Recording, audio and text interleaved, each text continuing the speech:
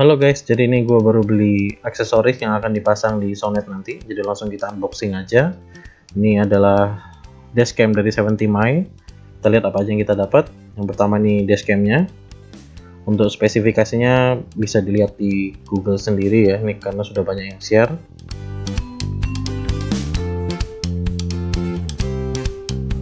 Lalu kemudian ada 70My hardwire kit. Kemudian saya dapat bonus ini, bonusnya berupa power bank 10.000 mAh. Ini kita buka dulu power banknya.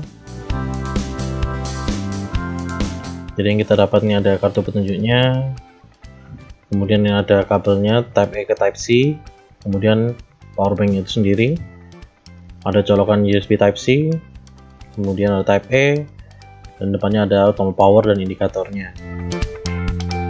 Kemudian ini ada hardwire kit yang akan dipasang di fuse box atau kotak siklingnya.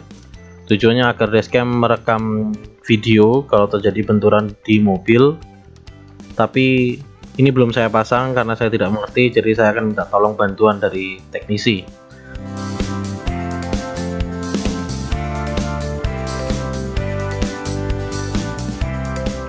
Kabelnya seperti ini, dengan ujungnya ini ada 3. Ada keterangannya di buku panduannya, dan ujung lagi Type C.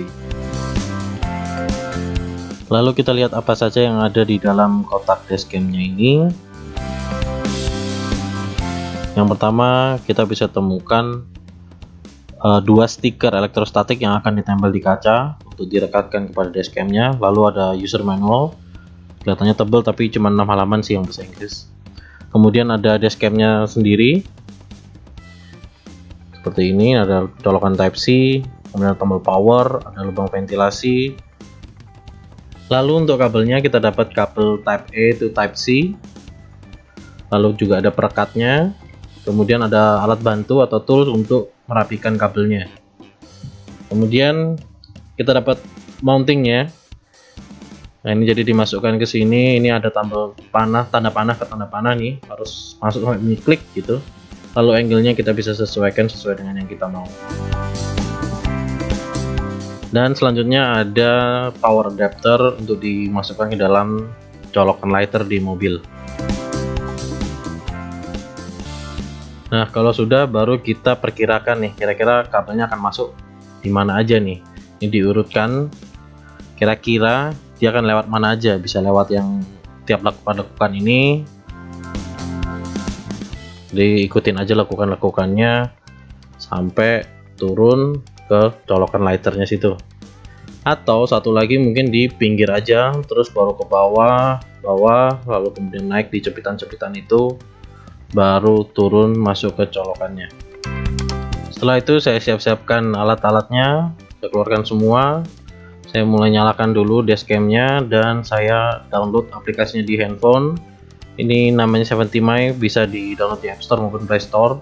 Tapi di sini saya agak struggle di awalnya karena HP saya sebelumnya ini selalu terkoneksi ke Apple CarPlay secara otomatis. Sehingga untuk dikoneksikan ke dashcamnya, ini membutuhkan koneksi via Wi-Fi. Jadi saya harus lakukan secara manual untuk disconnect dari Apple CarPlay lalu connect ke dashcamnya. Sehingga pada akhirnya saya putuskan untuk menggunakan handphone kedua saya untuk connect ke dashcamnya. Lalu setelah koneksi berjalan dengan baik, kita lakukan pemasangan, kita bersihkan kaca dulu. Kemudian selanjutnya kita tempelkan stiker elektrostatik. Kemudian di atasnya kita tempelkan perekat ke dashcamnya. Kalau sudah, kita cek angle-nya apakah sudah sesuai apa belum. Kita cocokkan dulu. Kemudian baru kita rapikan kabel-kabelnya di bawah plafon dan di bawah pilar A. Bisa menggunakan tangan atau alat bantu atau tool yang sudah disediakan di paket pembelian tadi.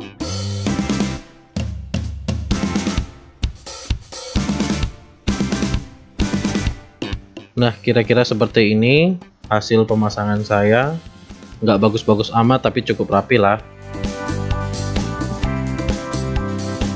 Lampu indikator akan berwarna hijau terus-menerus pada saat merekam, dan ini bisa dilihat di buku petunjuk atau user guide di aplikasi. Ini adalah contoh hasil perekaman di siang hari dengan resolusi yang paling rendah seingat saya 1080p dengan rasionya 16:9. Cukup bagus, padahal ini yang paling rendah ya.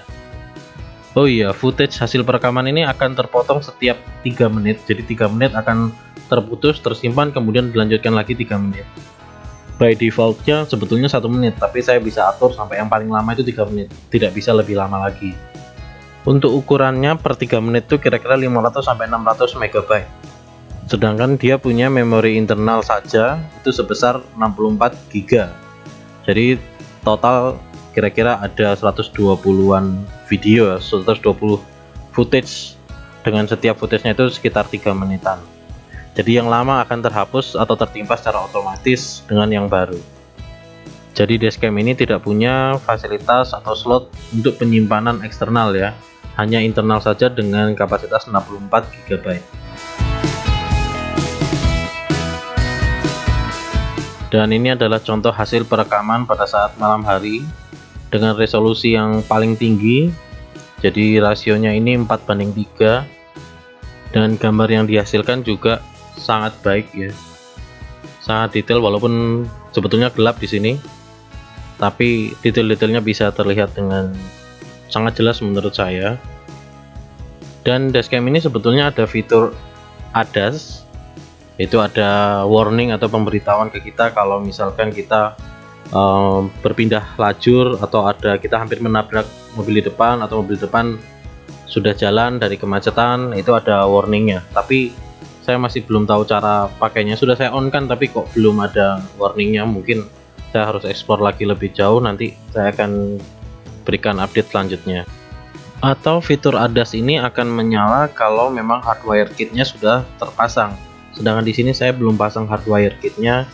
Jadi mungkin itu sebabnya fitur ADAS saya tidak bisa menyala atau tidak bisa digunakan. Tapi ini baru kemungkinan saja menurut saya ya. Kalau teman-teman ada yang lebih mengerti, tolong dibantu jelaskan di kolom komentar. Dan ini adalah contoh hasil perekaman saat kondisi hujan. Jadi di sini di tol semuanya berjalan dengan kecepatan yang cukup pelan karena memang sebetulnya ini hujannya sangat lebat.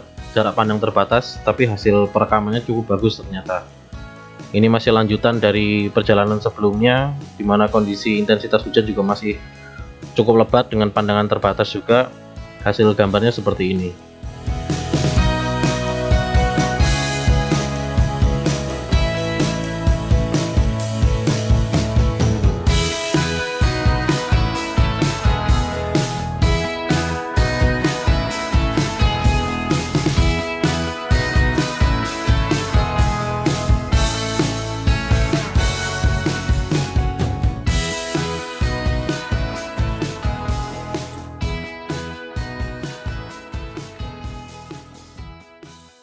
Lalu setelah perjalanan kita bisa download footage yang kita pilih, dengan catatan mobil harus menyala karena dashcam hanya menyala pada saat mobil dinyalakan. Untuk mendownload video dari dashcam tidak perlu menggunakan koneksi internet, sehingga Wi-Fi hanya terkoneksi ke dashcam saja. Jadi kita harus di dalam mobil atau kita gunakan remote engine start seperti ini.